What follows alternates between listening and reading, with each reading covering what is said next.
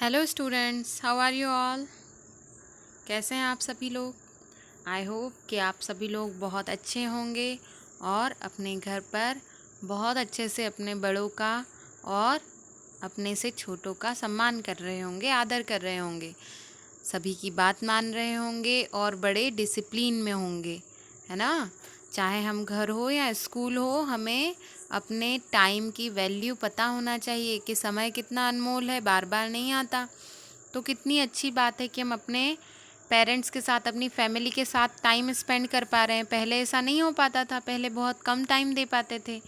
तो अब हमें जितना भी टाइम मिल रहा है, हम अपने प्लेनेट के लिए कुछ करें, अपनी फैमिली के लिए कुछ करें। ओके। और पॉल्यूशन बिल्कुल भी नहीं फैलाएंगे। हमने लास्ट टाइम जो लेसन पढ़ा था वो था केयरिंग फॉर आवर प्लेनेट। इसमें हमने कुछ मीनिंग्स देखे थे और फर्स्ट 2 पेजेस पढ़े थे, है ना। उसमें मैंने आपको समझाया था कि 7 कॉन्टिनेंट्स कौन कौन से होते हैं। North America, south America, Europe, Asia, Africa, Australia और अंटार्कटिका। ऐसे ही मैंने आपको 7 ओशियंस के बारे में भी बताया था।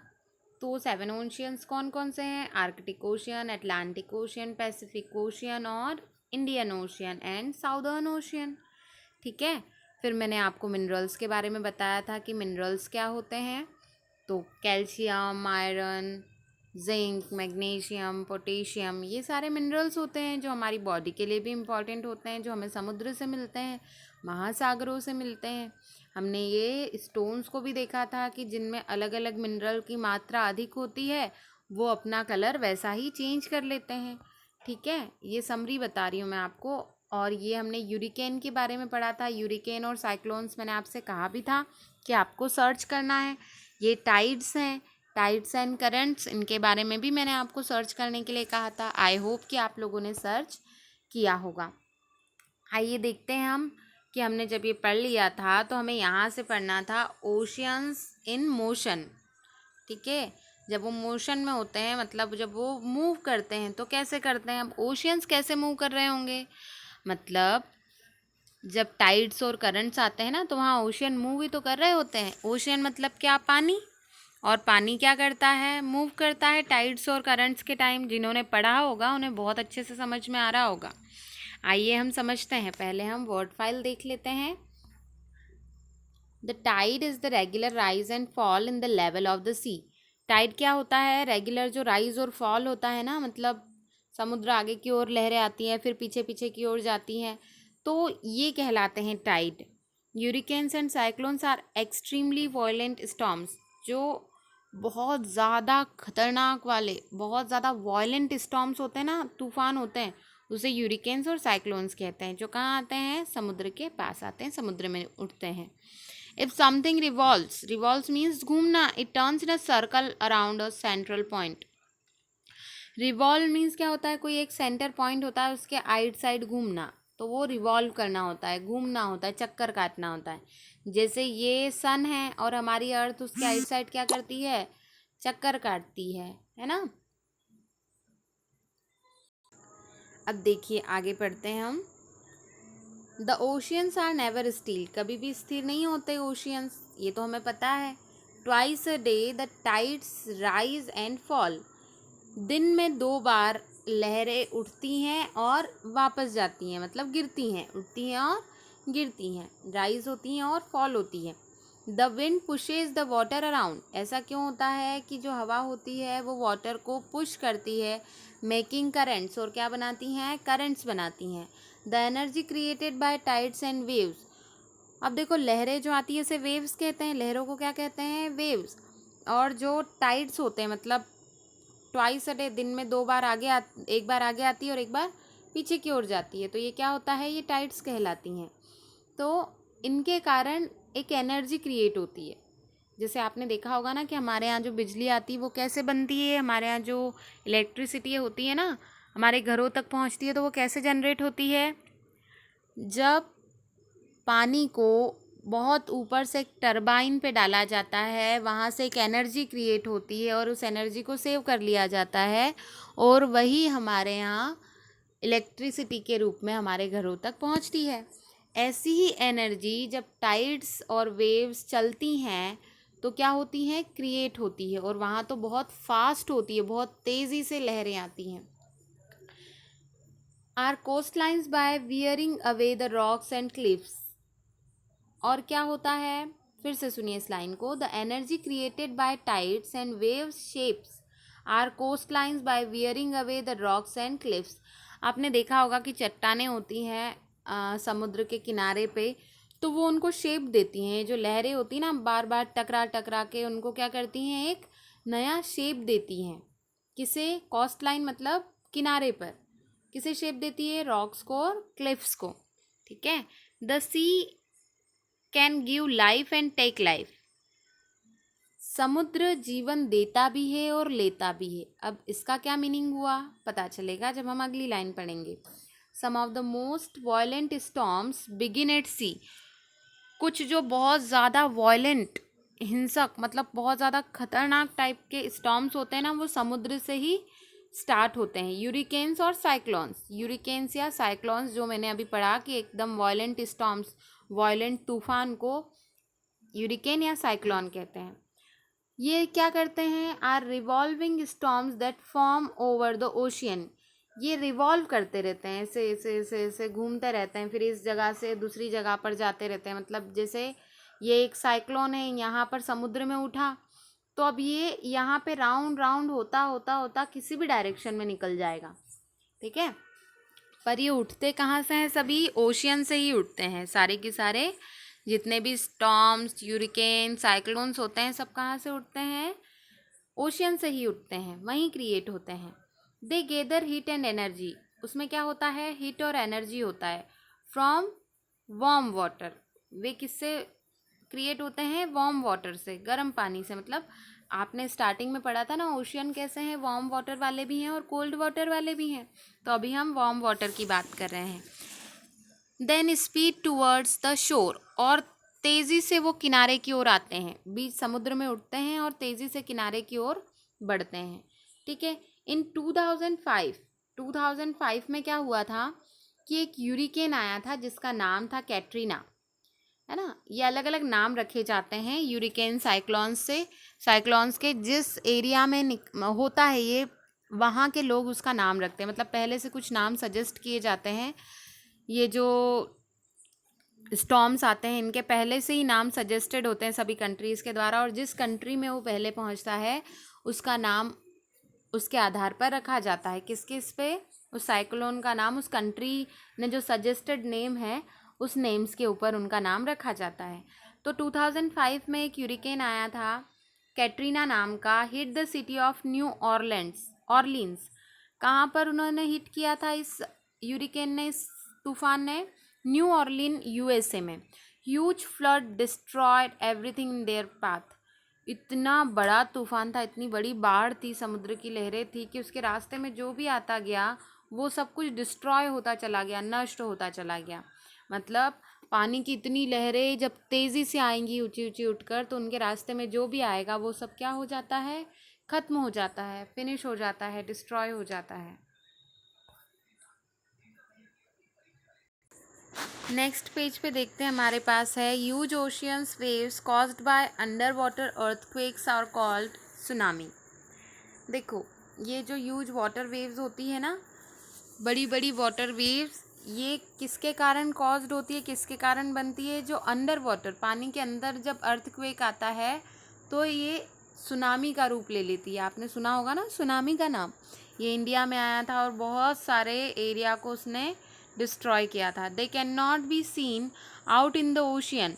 वे ओशियन में दिखाई नहीं देती हैं।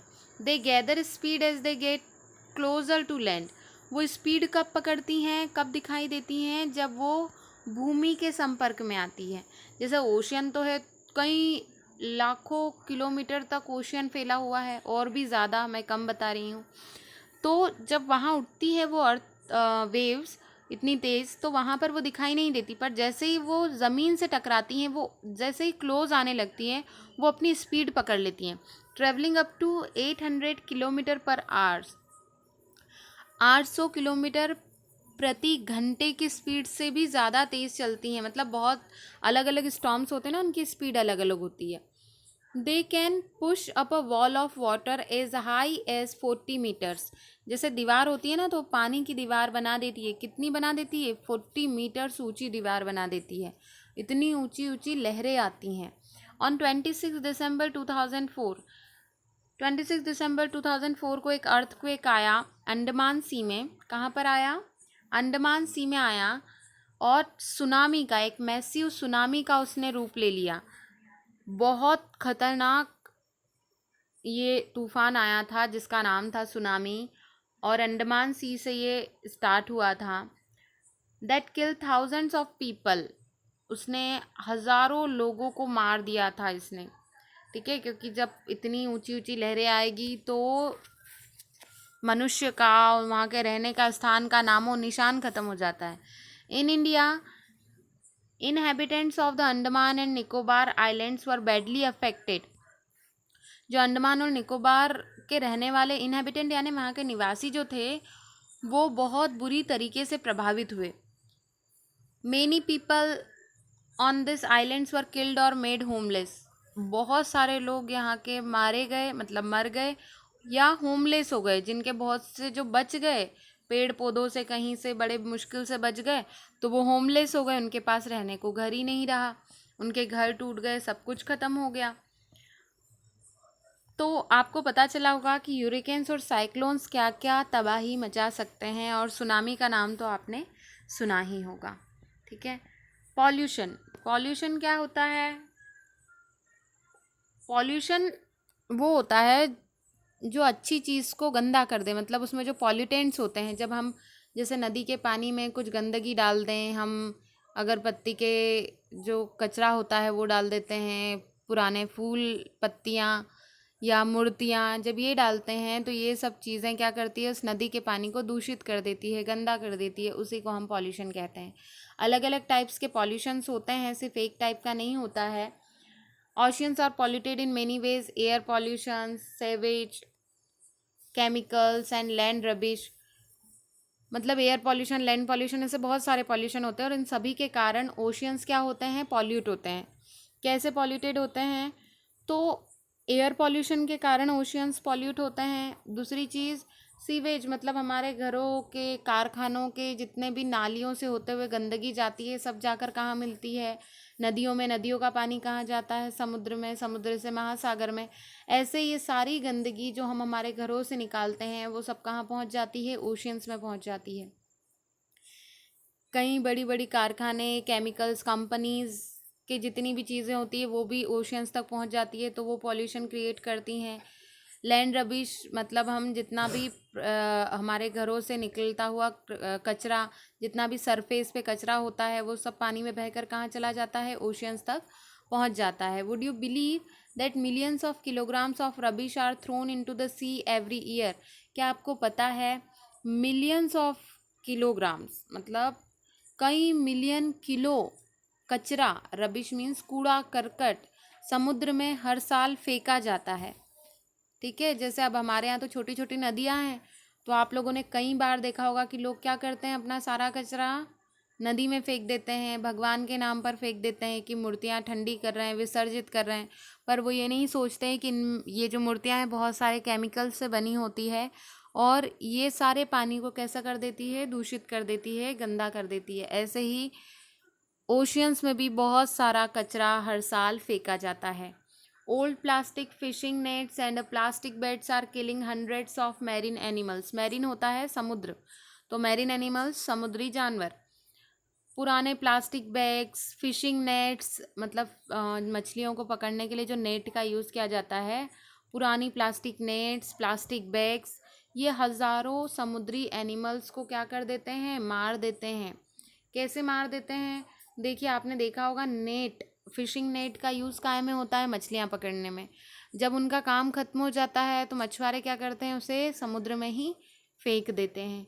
जब समुद्र में फेंक दिया जाता है तो वहाँ के एनिमल्स वहाँ पर फंस जाते हैं उस नेट में, और चाह कर भी वो कभी बाहर नहीं आ पाते, और वहीं वो दम तोड़ देते हैं, वहीं मर जाते हैं। ऐसे प्लास्टिक बैग्स वगैरह बहुत सारी चीज़ें कई सारे एनिमल्स के गले में अटक जाती है, किसी के पैरों में अटक जाती है, और उनके हाथ तो होते नहीं कि वो अपनी हेल्प खुद कर सकें, तो वो लोग वहीं फंस कर मर जाते हैं। मतलब हमारी एक छोटी सी फेंकी हुई प्लास्टिक किसी की जान ले सकती है, इस बात का आप ध्यान रखें।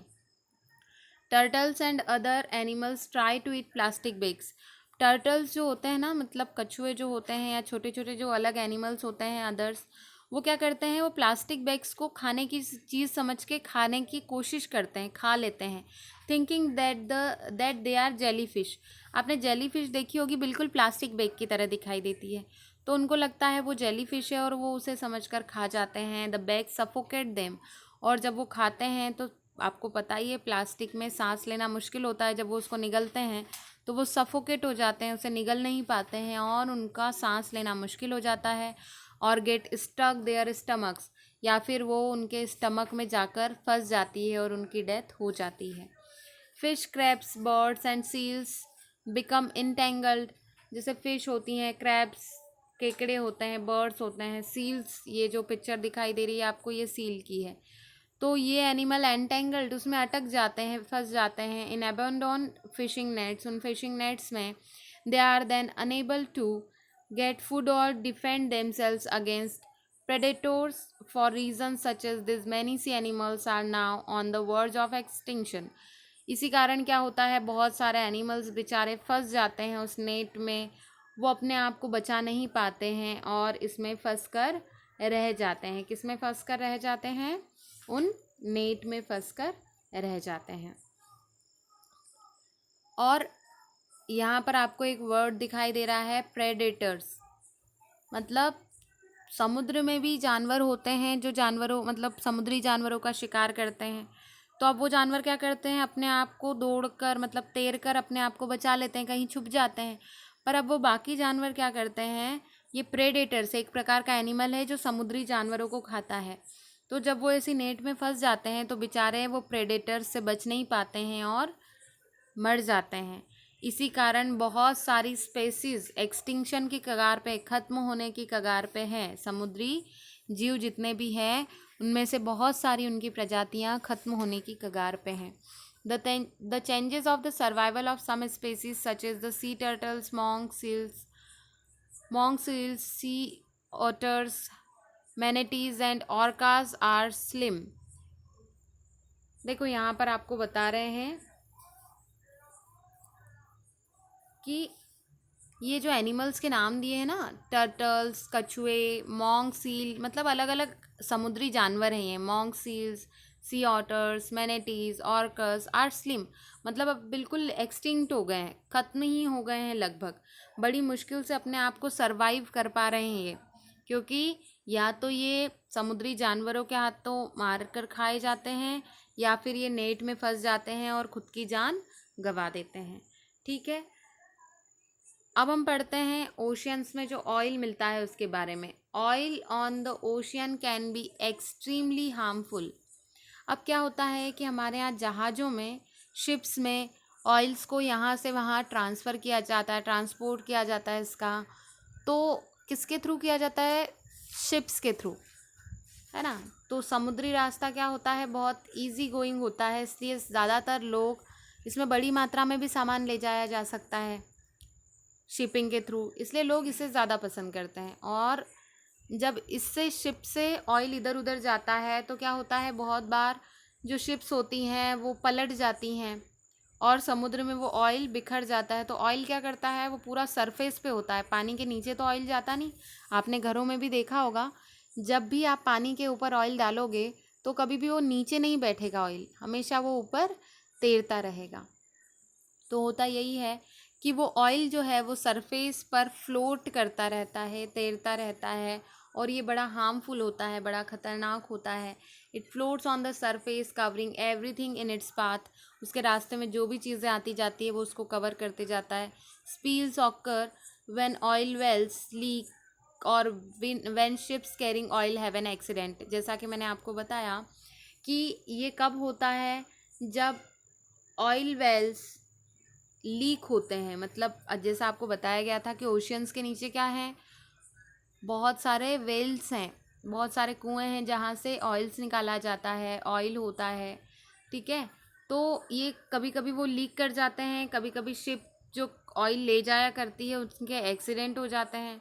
Small oil spills further away from land may be broken up by the waves और by spraying strong detergents on to them. कभी कभी क्या होता है कि जो छोटी छोटी शिप्स होती हैं जो ले जाती हैं ऑयल को यहाँ से वहाँ, बहुत तेज़ लहरों के कारण वो टूट जाती हैं शिप्स, और वो सारा ऑयल जो है स्प्रेड हो जाता है समुद्र के ऊपर सतह पर, सरफेस पर। If the spill is close to land the chemical in the detergent might harm marine life, so a solution must be found. In 1996, a tanker called the Sea Empress ran into rocks and got stuck near the coast of South Wales. The impact of this was so huge that 72,000 tons of crude oil leaked into the sea. It took more than a year to clean up oil spill. अब ऐसा होता है कि जब समुद्र के किनारे पर वो ऑयल गिर जाता है, बिखर जाता है, तो उसको और फिर भी क्लीन कर दिया जाता है। उसको क्लीन कर पाना फिर भी पॉसिबल होता है, पर जब बीच समुद्र में ऐसा कुछ होता है तो उसे वहाँ से साफ़ कर पाना, वहाँ से क्लीन करवा पाना बहुत मुश्किल होता है। मतलब उसे करवा ही नहीं सकते हैं क्लीन, जहाँ होगा वो वहीं रह जाता है। आपको एक चीज़ बता रहे हैं यहाँ पर कि एक शिप थी सी एम्प्रेस नाम की, एक टैंकर जा रहा था 1996 में, उसमें से वो किनारे पर आके एक रॉक में, चट्टान में अटक गया। अब वो अटक गया, वहाँ से बिल्कुल निकल नहीं रहा था वो टैंकर। साउथ वेल्स नामक एक जगह है, वहाँ पर जाकर वो स्टक हो चुका था, और वहाँ से 72,000 टन क्रूड ऑयल लीक हो गया था। कहाँ पर? समुद्र में। कितना होता है एक टन? आप सोचो कितना होता है। ऐसे 72,000 टन क्रूड ऑयल वहाँ पर लीक हो गया था, और उस पूरे ऑयल को क्लीन करने में, अब क्योंकि वो क्या था, सरफेस के मतलब लैंड के बहुत पास में था, इसलिए उसको क्लीन कर पाना इजी था कि कर पाए वो, पर उसको क्लीन करने में पूरा 1 साल लग गया। कितना लगा? A year to clean. 1 साल में वो क्लीन हुआ। How can we help? हम कैसे हेल्प कर सकते हैं, हम कैसे मदद कर सकते हैं, इन सब चीज़ों को कैसे रोक सकते हैं? ठीक है, तो हम रोक सकते हैं लर्न अबाउट द ओशियंस। जब जितना ज़्यादा हम ओशियंस के बारे में पढ़ेंगे, उन्हें जानेंगे, उतना ज़्यादा हम उसको, उनसे होने वाले मतलब जितनी भी प्रॉब्लम्स है पॉल्यूशन से हमारे कारण जो हो रही हैं, उन्हें हम रोक सकते हैं। The more we learn about the oceans the more we will want to look after them, join a marine studies group और लर्न हाउ टू स्नॉर्कल। जितना ज़्यादा हम ओशियंस के बारे में पढ़ेंगे, उतना ही ज़्यादा हम अच्छे से समझ पाएंगे, उतना ही ज़्यादा ओशियंस का ध्यान रख पाएंगे। मतलब हमारे कारण कभी भी उनको कोई भी प्रॉब्लम नहीं होगी, इस बात का स्पेशली हम ध्यान रखेंगे। और जॉइन अ मैरीन स्टडीज़, हम मैरीन स्टडीज़ मतलब समुद्री स्टडी, समुद्र का जो अध्ययन होता है, उस ग्रुप को भी ज्वाइन कर सकते हैं। हम सीख सकते हैं हाउ टू स्नोरकल, ये भी एक फील्ड है जिसमें आप बड़े होकर जा सकते हैं। स्नोरकल मीन्स क्या होता है? To swim under water wearing a special tube that feeds in your mouth so that you can breathe. देखो, ये स्नोरकल एक ट्यूब होती है जो माउथ में लगाई जाती है। यदि आपने मूवीज़ या टीवी में कहीं देखा हो, तो आपने बहुत सारे तैराक को समुद्रों में देखा होगा कि वो नीचे जाते हैं, उनके मुंह में एक ट्यूब लगी होती है, समुद्र के अंदर कैसे सांस लेना है वो उससे सिखाया जाता है। तो आप चाहें तो बड़े होकर स्नॉर्कल भी, ये फील्ड भी चूज़ कर सकते हैं, ये भी बन सकते हैं। बीच क्लीन अप्स, क्या कर सकते हैं हम? बीच, जिनके यहाँ मतलब समुद्र के किनारों पर जो रहते हैं, या जब भी हम जाते हैं कभी घूमने, तो इस बात का ध्यान रखें कि हम क्या करें, उसे क्लीन रखें। Now thousands of people are joining volunteer groups to help clean up beaches. In a recent cleanup in the UK, volunteers found an average of 1 piece of litter every 52 centimeters. अब वो बता रहे हैं कि हज़ारों लोग ऐसे ग्रुप बनाते हैं वॉलंटियर्स के, जिसमें बीच पे, समुद्र के किनारे पर क्या किया जाता है? क्लीनलीनेस अभियान चलाया जाता है, सफाई अभियान चलाया जाता है। अभी हमने रिसेंटली एक यूके में इसके बारे में पढ़ा कि वहाँ पर हर 52 सेंटीमीटर पे, 52 सेंटीमीटर कितना कम होता है, हर 52 सेंटीमीटर पे एक कचरा, लीटर मीन्स क्या होता है? कचरा, कूड़ा करकट उन्हें पड़ा हुआ मिला। तो उन्होंने उसे साफ़ किया, वहाँ वॉलंटियर बनाए गए, ग्रुप्स बनाए कि इन्हें हम क्या करेंगे, क्लीन करेंगे। प्लांट ट्रीज़, हम क्या कर सकते हैं, ज़्यादा से ज़्यादा प्लांट करें ट्रीज़ को। Trees help to keep our air fresh, they hold the soil in place so that loose soil doesn't fill our rivers and wash into the sea. वो क्या बता रहे हैं कि यदि हम ज़्यादा से ज़्यादा पेड़ लगाएंगे, यदि हम नदियों के किनारे भी रह रहे हैं, तो पेड़ क्या करते हैं कि मिट्टी को जकड़ के रखते हैं, मिट्टी को बहने नहीं देते हैं। और मिट्टी यदि नदी में बह जाती है तो वो जाकर समुद्र में ऐसे ही वॉश हो जाती है, उसका कोई काम नहीं रहता। और यदि मिट्टी धीरे धीरे ऐसे ही ख़त्म होती रही तो क्या होगा, जो हमारे पास फर्टाइल लैंड है ना, फर्टाइल लैंड ख़त्म हो जाएगी।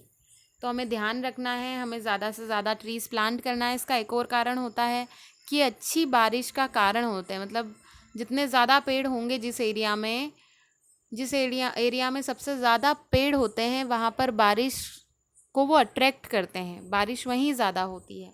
तो हमें इस बात का भी ध्यान रखना है। ट्रीज़ हमें फ्रेश एयर देते हैं, कितनी सारी चीज़ें देते हैं ट्रीज़ हमें। तो इतना तो हम कर सकते हैं कि हम हर साल एक पेड़ लगाएं और उसका ध्यान भी रखें कि वो बड़ा हो जाए। लिमिट योर केच। अब केच मीन्स जो फिशिंग करते हैं ये उनके लिए है कि लिमिटेशन होना चाहिए फिशिंग पे भी। If you go fishing don't take more fish than you can eat. For our oceans to survive we must preserve them, protect them and prevent further pollution. हमें क्या करना है, फ़िशिंग को कम से कम करना है। बहुत सारे लोग फ़िशेस खाते हैं, तो उनका कहना है जितने लोग फ़िशेस खाते हैं, जितने की ज़रूरत है उतनी ही फ़िशेस को हमें मारना चाहिए। वैसे तो बहुत रेयर केसेस में ऐसा होना चाहिए कि हमें फ़िशेस को मारना चाहिए, क्योंकि वही फ़िशेस क्या करती है, जितना भी पॉल्यूशन होता है वो ओशियन से साफ़ करने में मदद करती है। बहुत प्यारी स्टोरी थी, बहुत प्यारा चैप्टर था जो एंगी एंड एंडी बेल्चर ने राइट किया था। बहुत अच्छी स्टोरी है। वैसे तो ये एक ज्योग्राफी का पार्ट है, पर हमारे इंग्लिश में आया है कि हम बहुत सारी चीज़ें इससे सीख सकें। आई होप कि आप लोगों ने इसे अच्छे से समझा होगा। वीडियो थोड़ा सा लेंथी हो गया है, बट कोई बात नहीं, जब आप इसे पढ़ेंगे तो बहुत इंटरेस्ट आएगा। ठीक है, ओके। तो आप प्रॉमिस करें खुद से कि आप लोग क्या करेंगे, आप लोग एक पेड़ हर साल लगाएंगे और उसकी केयर करेंगे। Have a nice day to all.